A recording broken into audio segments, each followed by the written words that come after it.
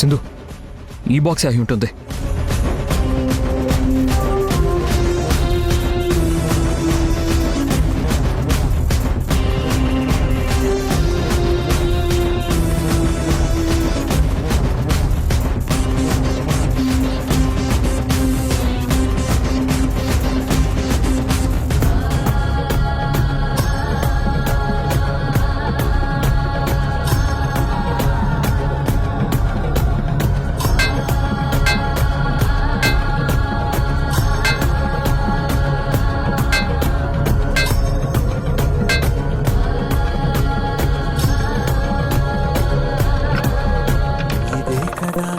కదా నీ కథ ముగింపులేనిదై సదా సాగదా. ఇదే కదా నీ కథ ముగింపులేనిదై సదా సాగదా. నీ కంటి రెప్పలంచున మనస్సు నిండి పొంగిన ఓ నీటి బిందువే కదా నువ్వెతుకుతున్న సంపద. ఒక్కొక్క జ్ఞాపకానికి 100 ఏళ్ల ఆయువుందిగా, ఇంకెన్ని ముందు వేచనో అవన్నీ వెతుకుతూ పదా.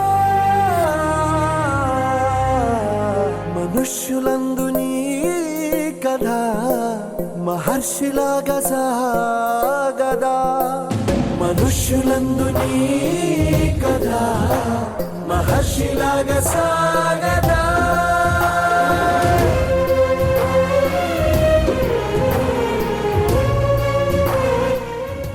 యష్, ఏమైంది యష్? దీనికోసం ఎన్ని నిందలు మోసం సింధు.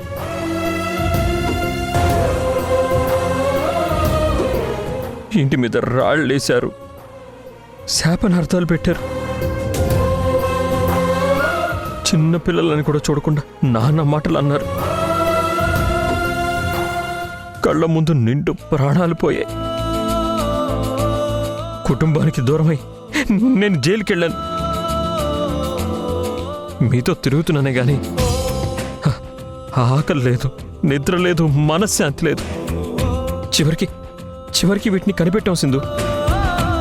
నువ్వు ఆ ప్రాజెక్ట్ని చాలా మంచి మనసుతో మొదలు పెట్టావు యష్. ఎంతో మందికి మేలు చెయ్యాలి అనుకున్నావు. అందుకే ఆ భగవంతుడు నువ్వు పోగొట్టుకున్న దానికి 2 చేసి ఇచ్చాడు.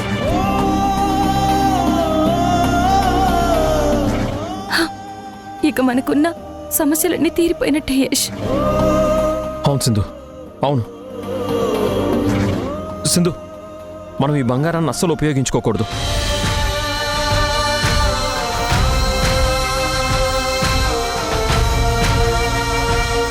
మనల్ని నమ్మి పెట్టుబడి పెట్టిన ప్రతి ఒక్కళ్ళ కష్టాన్ని మనం 2 చేశామని గర్వంతో మళ్ళీ తిరిగి వాళ్ళకే పంచుదాం.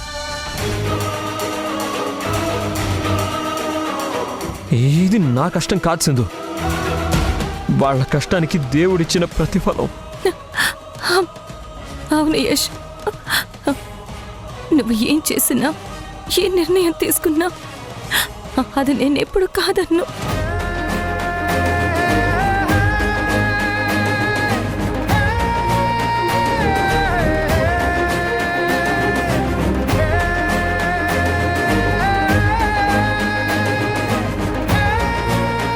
చాలా థ్యాంక్స్ సింధు. అందరికంటే నిన్నే ఎక్కువ బాధ పెట్టాను. నా కోపం, నా చిరాకు, నా ఫ్రస్ట్రేషన్ అన్నీ నీ మీదే చూపించాను. ఇందాక నుంచి చూస్తున్నాను, నాన్న మీద గొంతెత్తి మాట్లాడుతున్నావు ఏంటి? ఊరికేమన్నా గొడవ పెట్టుకుంటావా? అక్కడ రోడ్డు మీద నాన్నని కామెంట్ చేస్తుంటే నీకు ఫోన్ చేసి పర్మిషన్ తీసుకోవాలా? నేను బెయిల్ మీద వచ్చాను కాబట్టి కొట్టచ్చా లేదా అని?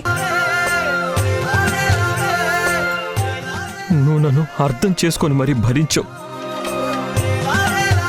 చాలా థ్యాంక్స్ సింధు. నేను భరించలేదు, నా బాధ్యతని నిర్వర్తించాను. మొన్న సీతారాముల కళ్యాణం చేసేటప్పుడు అత్తయ్య మావయ్య ఏం చెప్పారు? దాంపత్యం అంటే బాధల్లో ఒకళ్ళకొకళ్ళు బలం అవ్వడం అనే కదా. అది నేను చేశాను యష్.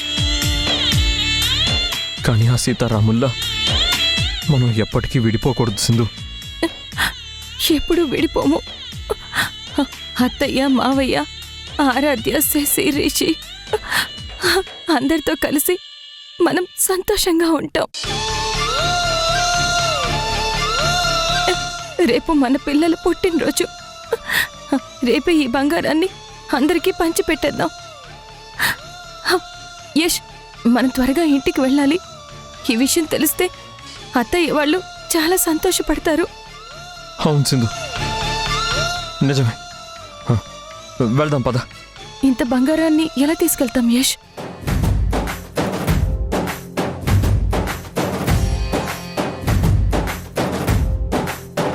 పదర పదర పదరా నీ అడుగుకి పదును పెట్టి పదరా నీ అడవిని చదును చెయ్యి మరి వెతుకుతున్న సిరి దొరుకుతుంది కదరా. పదర పదర పదరా సింధు, త్వరగా బంగారం అంతా వీటిలో పెట్టేసేయ్. పదరా ఈ గెలుపను మలుపు ఎక్కడను ప్రశ్నలన్నిటికీ సమాధానమిదిరా.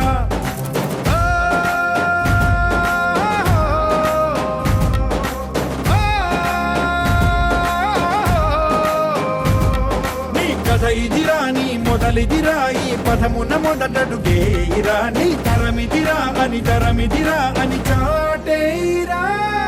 పదర పదర పదరా నీ అడుగుకి పదును పెట్టి పదరా నీ అడవిని చదును చెయ్యి మరి వెతుకుతున్న సిరి దొరుకుతుంది కదరా.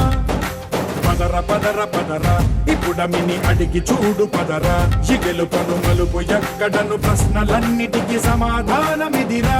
ఓ భళ్ళు మండు నింగి ఒళ్ళు విరిగెను గట్టి పరకతోన ఎడారి కళ్ళు తెరుచుకున్న వేళన తినుకు పూలవాన సముద్రమెంత దాహమేస్తే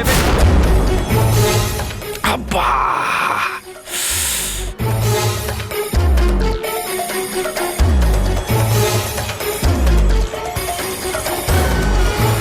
అబ్బా నేను ఎక్కడున్నాను? కంగారు పడకు, నువ్వు బతికే ఉన్నావు. అబ్బా అవునరా, బతికే ఉన్నాను, నువ్వు కనబడుతున్నావు. నీకు తగిలిన దెబ్బలు చూస్తుంటే దేవా నీకేదో మూడిందనిపిస్తుంది. అవునరా, నేను ఇక్కడికి ఎలా వచ్చానురా? ఆ జాఫర్ తీసుకుని వచ్చాడు. జాఫర్ గడు తీసుకురావడం ఏంట్రా? నువ్వు పాక్కుంటూ దేక్కుంటూ వెళ్ళి ఆ బంగ్లా ముందు కళ్ళు తిరిగి పడిపోయావంట. ఎవరో అమ్మాయి చూసి చెప్తే వాడిని దించిపోయాడు. అయ్యా బాబాయ్, కొంప మునిగిపోయిందిరా. అది సింధుయే అయి ఉంటది. కనిపెట్టేశారా? వాళ్ళు బంగారం ఉన్న చోటు కనిపెట్టేసినట్టున్నారు. నేను అర్జెంటుగా వెళ్ళి అక్కడ బంగారం ఉందో లేదో చూసుకోవాలి. ఇందాకైనా పాక్కుంటూనో దేక్కుంటూనో వెళ్ళే శక్తి ఉంది, ఇప్పుడు అది కూడా లేదేవా. ఇంకెలా వెళ్తావు? దుర్లు కొట్టి వెళ్తా. దేవా, ఇప్పుడు నువ్వు ఆవేశపడకు. తరువాత దేకడానికి కూడా ఒళ్ళు సహకరించక మంచానికే పరిమితం అయిపోవాల్సి వస్తుంది. మరి నా బంగారం రా? బంగారం అనుభవించాలంటే ముందు నువ్వు ఉండాలిగా బంగారం. నా మాట విను, ఓపిక పట్టు. ఇప్పుడు నువ్వు ఒక్కడివే వెళ్ళలేవు, ఎవరో ఒకళ్ళ తోడు కావాలి. ఆ పొలిటీషియన్ పిలు. వద్దు, ఈ భూమి మీద బంగారం ఎక్కడుందో నా ఒక్కడికే తెలియాలి. ఈ లోపు ఈ భూమి మీద నువ్వు దాచిన బంగారం స్వాహా అయిపోతుంది. పర్లేదా? కొన్నిసార్లు పట్టు విరుపు ఉండాలి దేవా. ఏంటి, పొలిటీషియన్కి కాల్ చేసేదా?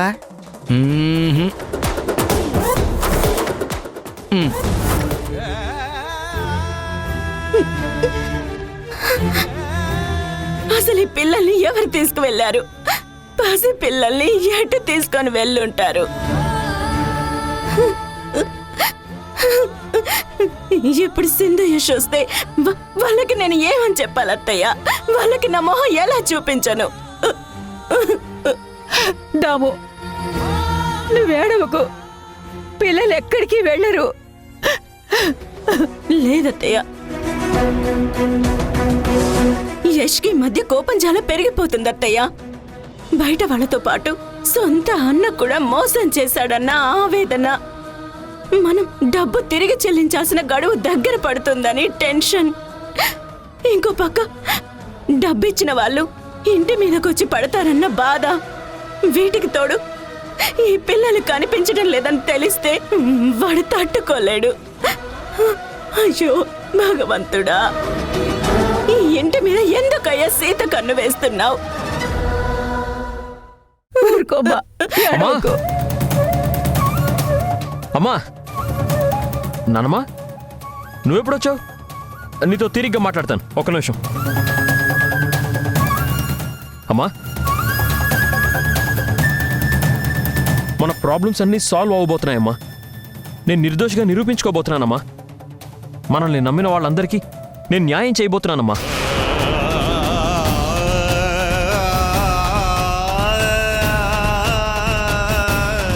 అవునత్తయ్య, ఈవెంట తెలుసా?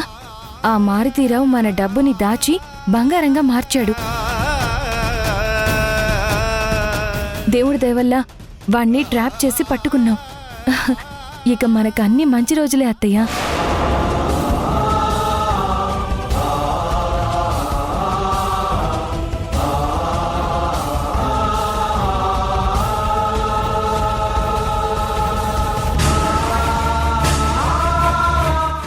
ఏమైంది అత్తయ్య? ఇంత గుడ్ న్యూస్ విన్నాక మీరు ఎంతో హ్యాపీగా ఫీల్ అవుతారనుకుంటే టెన్షన్ పడుతున్నారేంటి? అసలు ఏమైంది అత్తయ్య?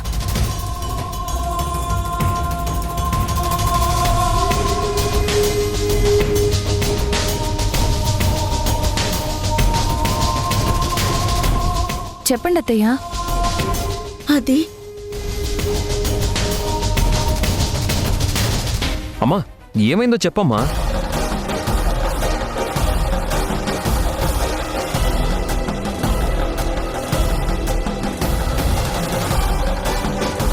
మీకేం చెప్పాలో నాకు అర్థం కావట్లేదురా. ఏమైందో చెప్తేనే కదా తెలిసేది. చెప్పండి అత్తయ్య, ఏమైంది?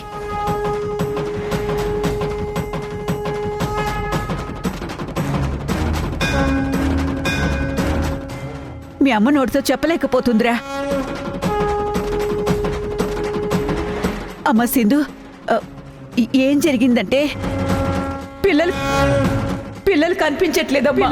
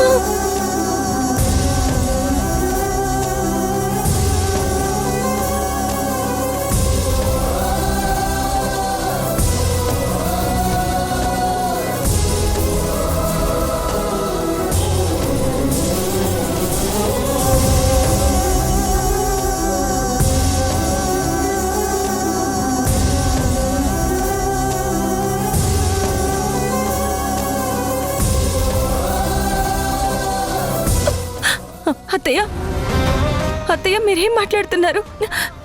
పిల్లలు కనిపించకపోవడం ఏంటి?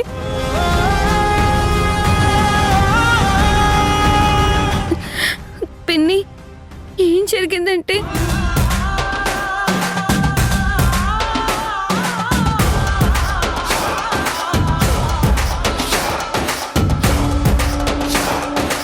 అవునక్క ప్లీజ్, ఇంకొక ఐస్ క్రీమ్ అక్క ప్లీజ్ ప్లీజ్ అక్క. సరే, మీరు ఇక్కడ ఐస్ క్రీమ్ తింటూ ఉండండి, నేను వెళ్ళి తీసుకొస్తాను. సరే అక్క.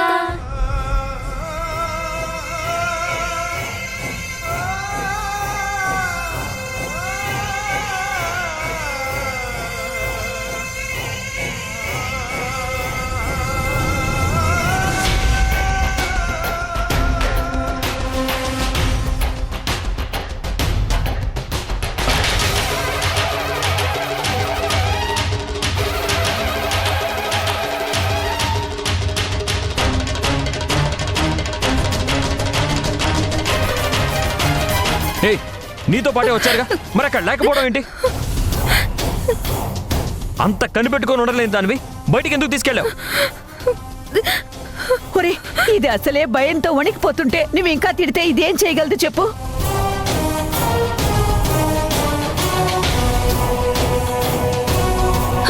యష్, ముందు పిల్లలు ఎక్కడున్నారో వెతుకుదాం. యష్, అది కాదు సింధు, మన పిల్లలు మిస్ కావడం ఏంటి? యష్, పిల్లలకి ఏమీ కాదు. పిల్లల్ని క్షేమంగా ఇంటికి తీసుకొద్దాం. మనం వెంటనే వెళ్దాం పద.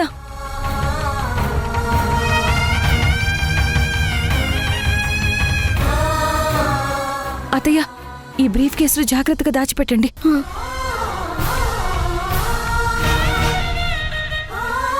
అత్తయ్య, దాము ఊరుకోమ్మా, ఆ భగవంతుడున్నాడు, ధైర్యంగా ఉండు.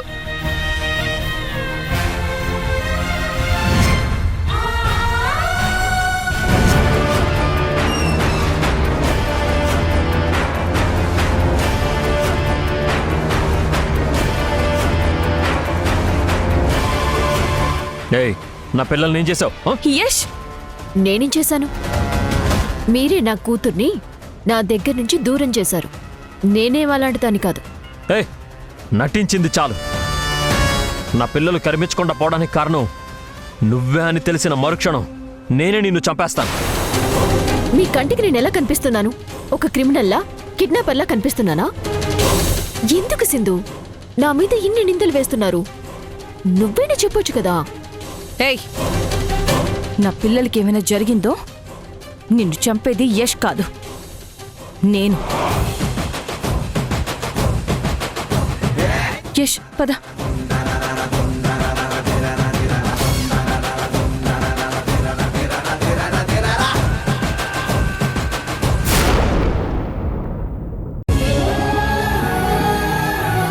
తమ్ముడు, ఇందాక ఇక్కడికి ముగ్గురు పిల్లలు ఐస్ క్రీమ్ కోసం వచ్చారు కదా?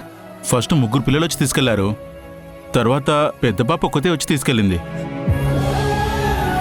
వాళ్ళకి ఐస్ క్రీమ్ చాలా నచ్చాయని చెప్పింది, అందుకే బాగా గుర్తుంది. తర్వాత పిల్లల్ని ఎక్కడైనా చూసావా? లేదన్నా. ఇక్కడ దగ్గరలో ఏమైనా సీసీటీవీ కెమెరాస్ ఉన్నాయా? ఈ గలీలో లేవు. అటు వెళ్తే మెయిన్ రోడ్ వస్తుంది, అక్కడ ఉంటుంది.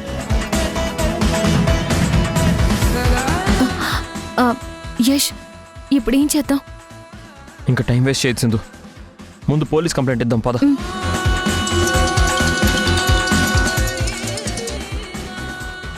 హలో నాన్న, రిషి, శశి, ఎవరో నన్ను శశిని ఎక్కడికో తీసుకొచ్చారు. మాకు చాలా భయం వేస్తుంది. త్వరగా వచ్చే నాన్న, ప్లీజ్ నాన్న. రిషి, శశి, త్వరగా వచ్చే నాన్న, భయం వేస్తుంది. హలో శశి, రిషి, భయపడకండమ్మా. అయ్యో, ఏడవకండమ్మా. ఇలా. హలో శశి, రిషి, మీరేం భయపడకండి రా, ధైర్యంగా ఉండండి. నేను ఎలాగైనా మీ దగ్గరికి వస్తాను.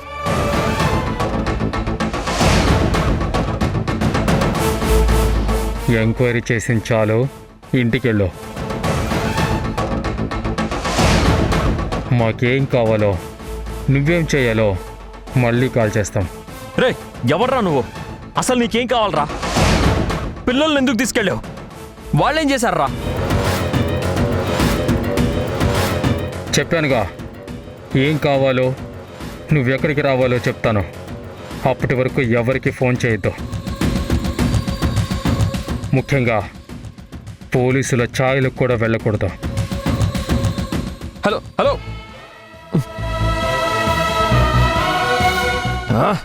కట్ చేశారు.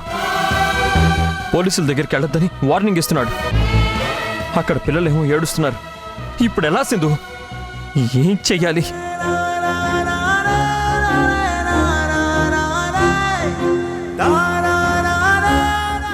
రిషి, శశి ఎక్కడున్నారా? అసలు మీరేమైపోయారు? మీకేమైంది? ఇదంతా నా వల్లే. నేను మిమ్మల్ని బయటికి తీసుకెళ్లకుండా ఉండాల్సిందే.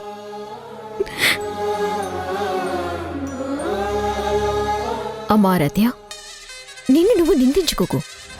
ఇది నీ తప్పు కాదు. మీ బాబాయ్ చాలా మందిని మోసం చేశాడు. తనకి చాలా మంది శత్రువులున్నారు. వాళ్లలో ఎవరో తనకి బుద్ధి చెప్పడానికి ఇలా చేసుండొచ్చు. ఈరోజు నీతో రాకపోతే రేపు స్కూల్కి వెళ్ళినప్పుడు లేదా వాళ్ళు బయటికి వెళ్ళినప్పుడు జరుగుండేది కదా. నువ్వివన్నీ మనసులో పెట్టుకొని నువ్వు బాధపడకు ఆరాధ్య. నువ్వు ముందిక్కడి నుంచి వెళ్ళు. వెళ్ళు.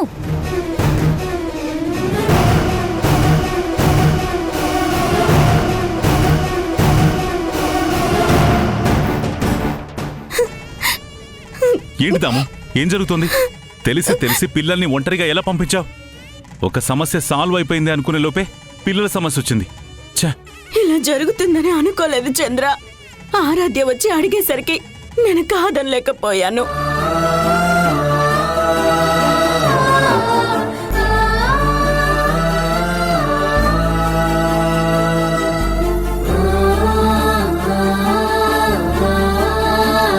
రే, పిల్లల్ని వెతుకుదామని వెళ్ళారు కదా, పిల్లల గురించి ఏమైనా తెలిసిందా?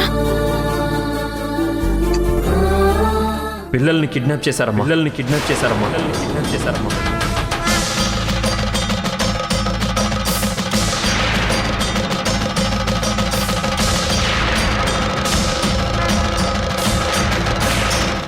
ఏం మాట్లాడుతున్నావురా?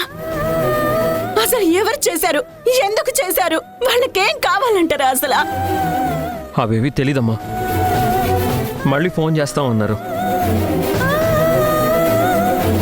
వాళ్ళు చెప్పే వరకు పోలీసులకు ఇన్ఫార్మ్ చేస్తే పిల్లలకి ప్రమాదం అని బెదిరిస్తున్నారు. దీని వెనకాల ఎవ్వరున్నా వదలను.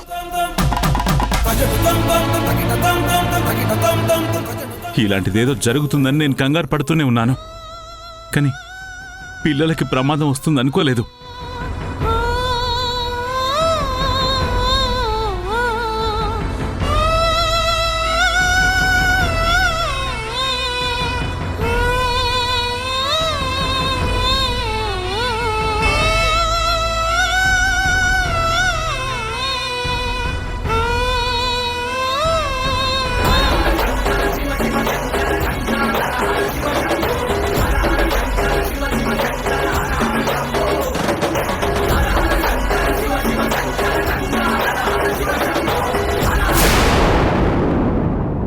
చెప్పు మావయ్య, ప్లాన్ వర్కౌట్ అయిందని చెప్పడానికే కదా ఫోన్ చేసావు?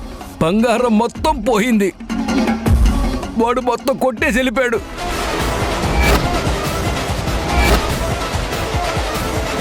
బంగారం మొత్తం ఇప్పుడు వాడి దగ్గరే ఉంది. మరిప్పుడు ఎలా మావయ్య? వాడి మీద గెలుపొందాలంటే మన దగ్గర ఉన్నది ఒకే ఒక అస్త్రం. ఏంటి మావయ్య అది? ఆ పిల్లలు